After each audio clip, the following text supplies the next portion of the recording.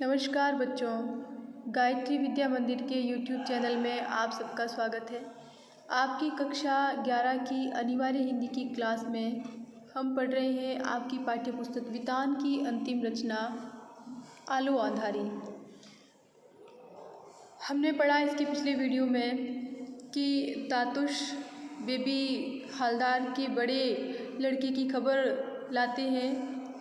Baby Haldar से उसकी बात होती है और उससे मिलने के लिए बेबी तरसने लगती है अपने बेटे से मिलने के लिए। तातुश इस बात को समझ जाते हैं और बिल्कुल जिक्र भी करते हैं बेटे से मिलने का। अब देखते पढ़ते हैं हम आगे।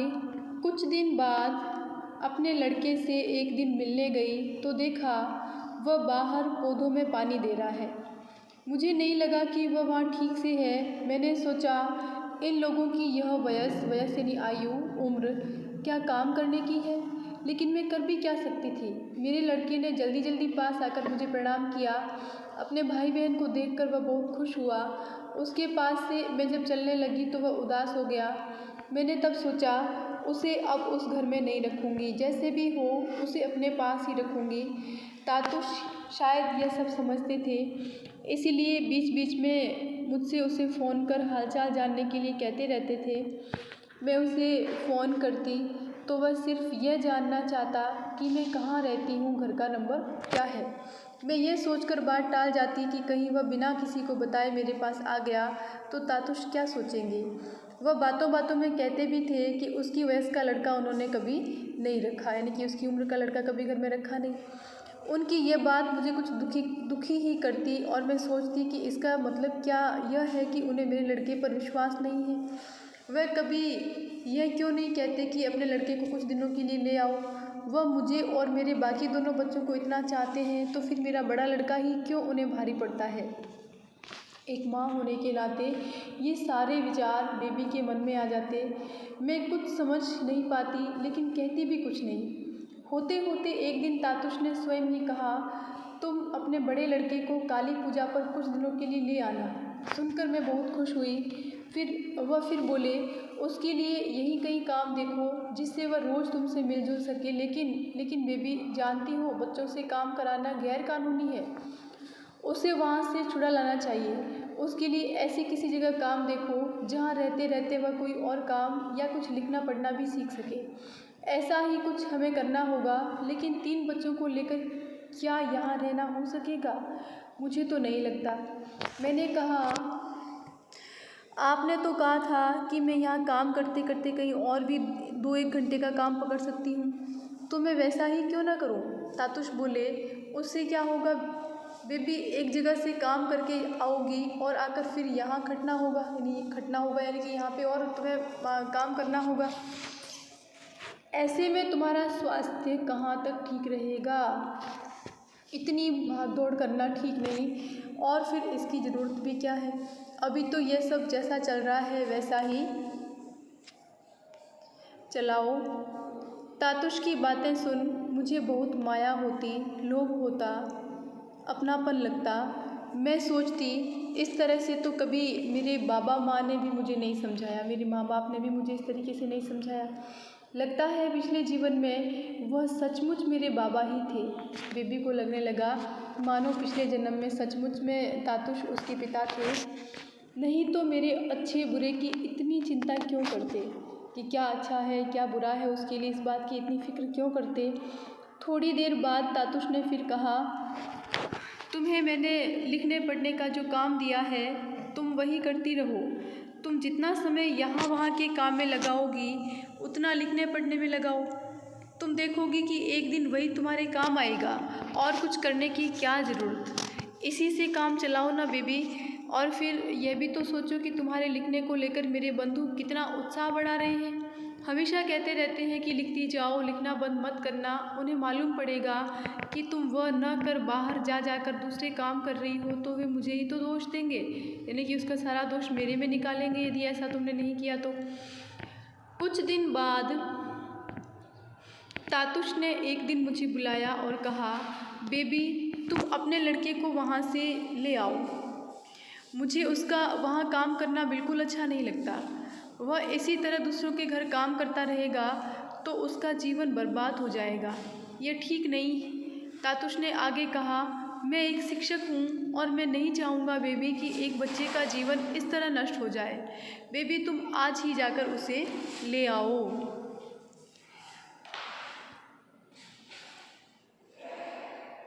मैं उसी दिन जाकर अपने लड़के को ले आई।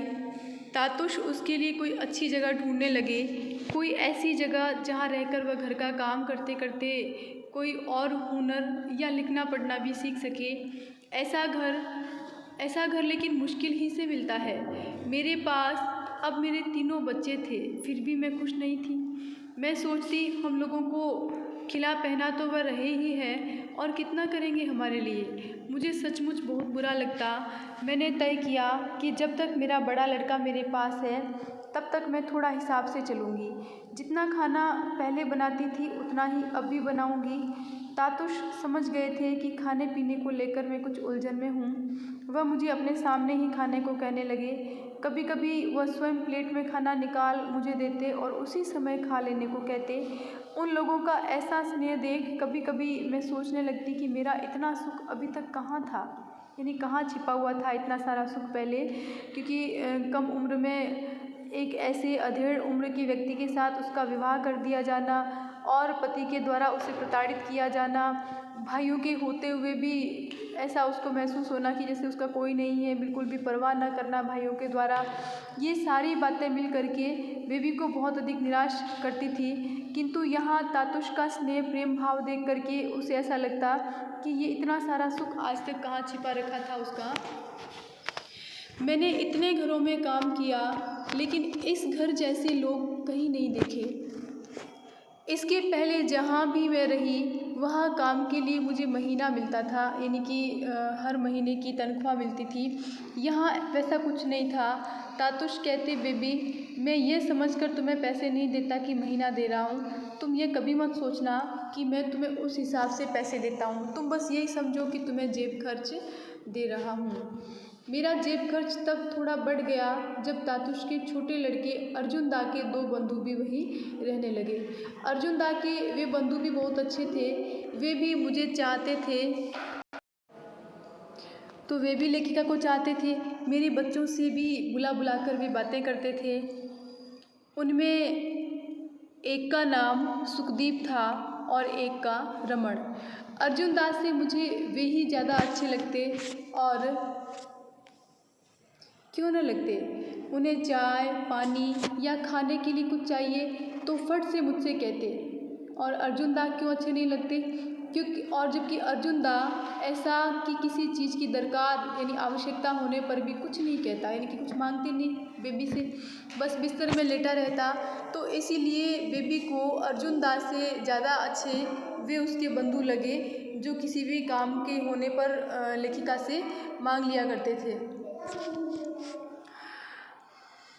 मैं स्वयं उसके पास जाकर पूछती, अर्जुन दा कुछ ला दूँ, चाय पानी खाने को कुछ। वह सिर्फ सिर हिलाकर कभी हाँ करता तो कभी ना।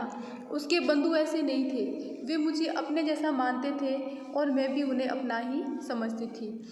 उन दोनों में भी सुखदीप दा कम बातचीत करने वाला था। मुझे लगता वह शर्माता है। रमण दा दूसरी तरह का था। वह इस घर को बिल्कुल अपना समझ कर रहता था। वह मुझे काफ़ी कुछ सिखाता भी। खाने की कई चीज़ें बनाना मैंने उससे सीखा। वह मुझसे मेरे बच्चों के बारे में भी बातें करता। वह कहता, देखो अभी वे छोटे हैं, अभी उनका शैतानी करने का समय है, ऐसा कहता। कौन? रमण दा।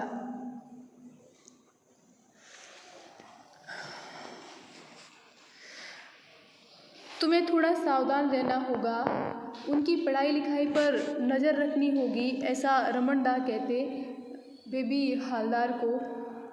उन्हें सब समय खेलने मत देना, नहीं तो उनका पढ़ना लिखना चौपट हो जाएगा।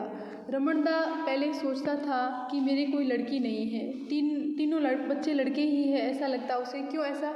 क्योंकि मेरी लड़की का खेलना कूदना धीरे धीरे क्योंकि उसकी वेशभूषा लड़कों की तरह ही थी तो इसलिए उसको वो तीनों लड़के ही लगते थे। तो फिर पता कैसे चला, मेरी लड़की का खेलना कूदना धीरे धीरे कुछ दूसरी तरह का होता जा रहा था और कभी कभी वह लड़कियों के कपड़े भी पहनने लगी थी।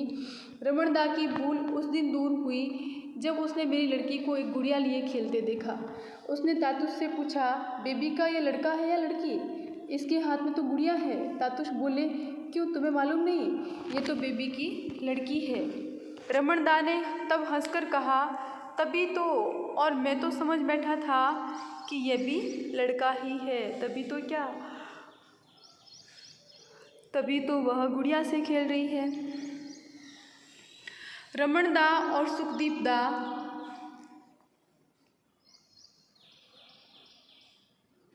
के आने से घर में थोड़ी चहल पहल बढ़ी थी, लेकिन कुछ ही समय के लिए, क्योंकि जल्दी ही उन दोनों ने काम पर जाना शुरू कर दिया। कुछ समय के लिए तो बड़ी चहल पहल बढ़ गई थी घर में, लेकिन कुछ समय बाद उन्होंने काम पर जाना शुरू कर दिया। इस बीच मेरा बड़ा लड़का भी मेरे पास से चला गया, क्योंकि उसे एक ऐसे घर में तातुश ने काम दिला दिया था जहाँ साहब लोगों ने उसे पढ़ाने का भरोसा दिलाया था। मेरा छोटा लड़का तो साहब लोगों ने उसे पढ़ाने का भरोसा दिलाया था। मेरा छोटा लड़का और लड़की भी पढ़कर देर से घर लौटते, क्योंकि अब वे बड़े सरकारी स्कूल में जाने लगे थे। अर्जुन दा, रमन दा और सुखदीप दा काम पर से लौटकर फ़ौरन सोने चले जाते। तातुश ने एक दिन मुझसे कहा, तुम बच्चों को लेकर रोज़ पार्क में थोड़ा घूम आ सकती हो। बच्चे वहाँ खेलेंगे और तुम्हारा मन भी बहलेगा। उनकी बात मान मैं रोज़ शाम को बच्चों के साथ वहाँ जाने लगी। पार्क में बहुत सी बंगाली औरतें आती थीं। वे वहाँ उन घरों के बच्चों को घुमाने लाती थीं जहाँ वे काम करती थीं। उनमें से कई मुझे देख मेरे पास आती और कुछ इस तरह की बातें पूछती, तुम बंगाली हो, तुम्हारा घर कहाँ है, तुम यहाँ अकेली रहती हो, तुम्हारा स्वामी कहाँ रहता है, वह तुम्हारे साथ नहीं रहता। मतलब इस तरह के प्रश्नों का सामना बेबी को हमेशा करना पड़ता। वहाँ कई जवान लड़के भी आते और उनमें बंगाली भी होते। वे भी मुझसे बातचीत करना चाहते और मौका न मिलता तो मेरे बच्चों को बुलाकर उनसे बातें करते। कोई यदि स्वयं आए और मुझसे बात करना चाहे तो उससे बात न करना कैसे संभव है। फिर भी ऐसे लोगों से मैं अधिक बातें नहीं करती और ना ही अपने बारे में कुछ बताती, क्योंकि बात करने के पीछे उनका आशय क्या है ये मैं समझ जाती। तातुश ने भी मुझसे कह रखा था कि जब भी कभी भी बाहर घूमने निकलूं तो अनजान लोगों से ज़्यादा बातें ना करूं। ऐसा तातुश ने उसे कहकर के कह रखा था उसे। तातुश ने ठीक ही कहा था। मैं भी वैसा ही सोचती थी और देखती भी कि लोग बातों बातों में ऐसी ऐसी बातें पूछने लगते जिनके जवाब देने की मेरी एकदम इच्छा नहीं होती। बीती पुरानी बातें फिर से मन में लाना मुझे अच्छा नहीं लगता। यह सब देख सुनकर अब मेरी बाहर निकलने की ही इच्छा नहीं होती, लेकिन बच्चों की खातिर जाना ही पड़ता था। तो देखो, इस रचना के माध्यम से हमें ये भी समझने को सीखने को मिलता है कि एक अकेली स्त्री को समाज में किस किस प्रकार की परिस्थितियों का सामना करना पड़ता है, किस किस प्रकार की बातें उसे सुननी पड़ जाती है। एक दिन पार्क में मैंने एक लड़की को एक बच्ची के साथ देखा। उसे मैं पिछले कुछ दिनों से देख रही थी। उसके साथ वहाँ कोई बातचीत नहीं करता था। वह बच्ची को लेकर आती और उसी के साथ खेल खाल कर चली जाती। वह पार्क में आती तो कुछ एक लड़के उसे देखकर आपस में हंसी मजाक करते। वह किसी की ओर देखती तक नहीं। वह देखने में नेपालियों जैसी थी, लेकिन उस बच्ची से वह बांग्ला में बातें करती थी, जिससे मुझे लगता कि वह बंगाली हो सकती है। उसकी वयस यानी कि उम्र 20-22 की रही होगी और साफ मालूम देता था कि उसका ब्याह नहीं हुआ है। उसे देखकर मुझे बहुत माया होती, अपनापन लगता। मैं सोचती कि इतनी बड़ी लड़की को काम के लिए अकेले इतनी दूर क्यों आना पड़ा होगा। मैंने उसे आवाज़ देकर बुलाया तो वह खुशी खुशी मेरे पास आकर खड़ी हो गई। मैंने उसका हाथ पकड़ उसे अपने पास बिठा लिया और पूछा, तुम क्या बंगाली हो? उसने हाँ कहा और फिर नाम पूछने पर मैंने उसका हाथ पकड़ उसे अपने पास बिठा लिया और पूछा, तुम क्या बंगाली हो? उसने हाँ कहा और फिर नाम पूछने पर उसने अपना नाम सुनीति बताया।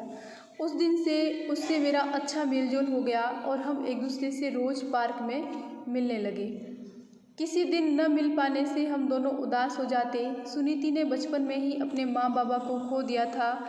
जिस दिन उसका जन्म हुआ था उसी दिन उसकी माँ नहीं रही थी और जब वह 1 वर्ष की हुई तो उसके बाबा की भी मृत्यु हो गई थी। अब देखिए सुनीति और बेबी हवलदार की क्या बातें होती थी, किस प्रकार का उनका रिश्ता बन गया था। बचपन में माँ की उसे उसके मामा और दीदी माँ यानी कि नानी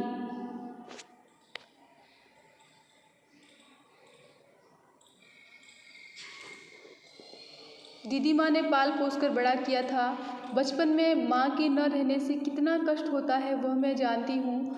सुनीति जिस दिन अपने घर चली गई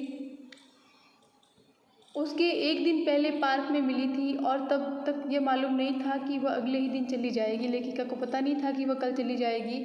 उसने मुझसे कहा था तुम कल अपना पता लिख कर ले आना और मैं भी अपना पता तुम्हें दे दूँगी। मैं अगले दिन अपना पता लेकर पार्क गई लेकिन वह नहीं आई, वह चली गई है। ये बात उस समय भी मेरे मन में नहीं आई थी। उसके अगले दिन भी मैंने उसे नहीं देखा। 2 दिन बाद देखा कि जिस बच्ची को लेकर वह आया करती थी वह बच्ची अपनी माँ के साथ आई है। तब मुझे लगा कि वह चली गई है। मैंने सोचा उसे शायद मुझसे मिलने का मौका नहीं मिला। वह कर भी क्या सकती थी, जिनके यहाँ रहती थी उन्हीं के कहने पर तो उसे चलना था। ठीक है, देखें हम इसके आगे पढ़ेंगे हम अगले वीडियो में। तब तक के लिए धन्यवाद।